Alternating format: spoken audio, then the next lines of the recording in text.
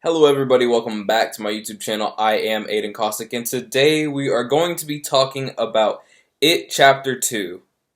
You lied. And I died. You lied. And I died.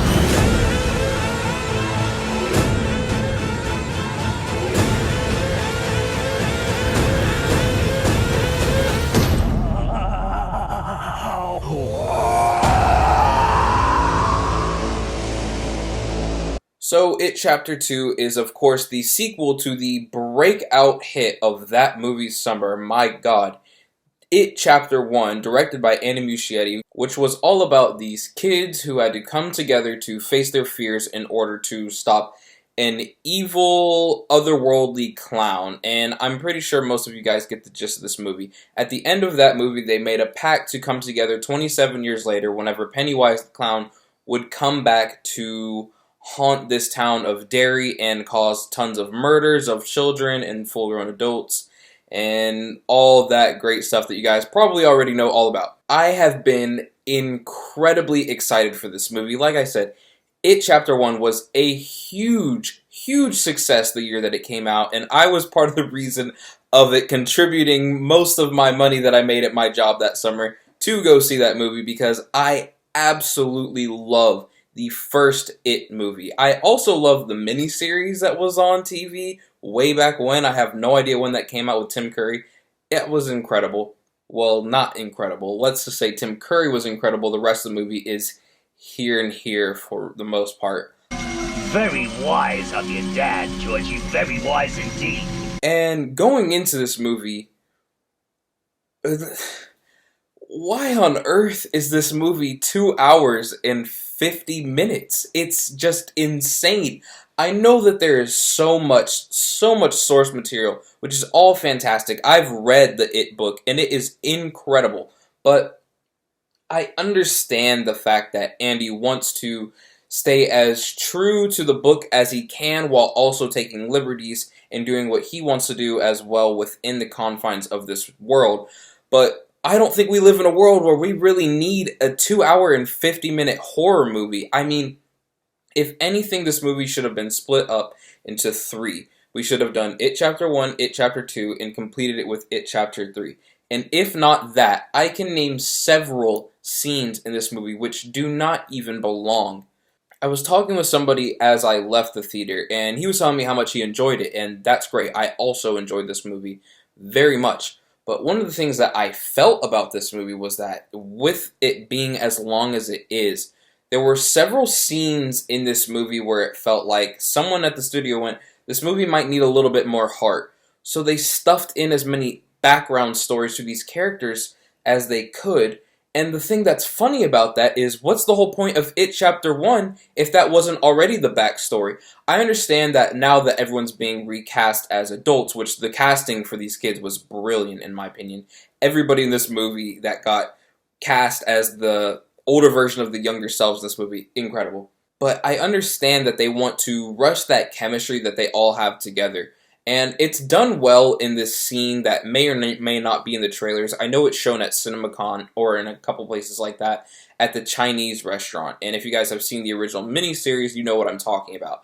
And that's really the scene where we get together with these characters and we reconnect. We fall in love again with these characters and who they are and how much joy they brought us in the past.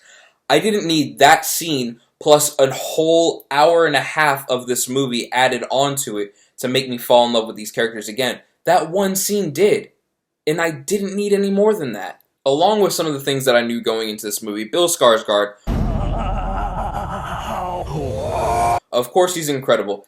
Not as much to do in this movie as he had in the first movie as Pennywise. In the first movie, he is clearly the star of that movie. This one is more so about the characters and their fight against Pennywise, but more so on their side of things rather than Pennywise. But Bill Hader is amazing in this movie. Oh my god, the dude is awesome in everything that he is in. Also, someone who I'm not really seeing that many people talk about, James Ransone, who I have never seen in anything. Apparently he was in Sinister. I have no idea who he was in that, but this dude is amazing. My favorite character in the first It movie was Eddie, so I was really curious to see how he would do in this movie as the adult Eddie. And he completely captures the spirit of that character 100% and is awesome in this movie. One of the things that really bugs me about this movie is when I go see a horror movie, I want it to feel as real and as visceral as you possibly can. And I understand that this is an otherworldly clown. The dude shapeshifts, he does all kinds of weird manipulation that is just not of this world and isn't real, to be frank.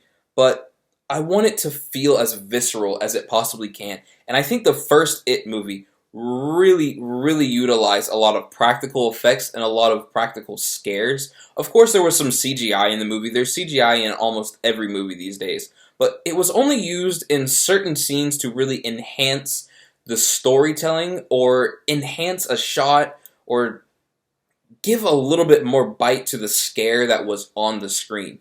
And I feel with the smaller budget that that movie had, it really lent itself to have Andy have to be really creative with the camera techniques or whatever it may be to cause the scare in the scene.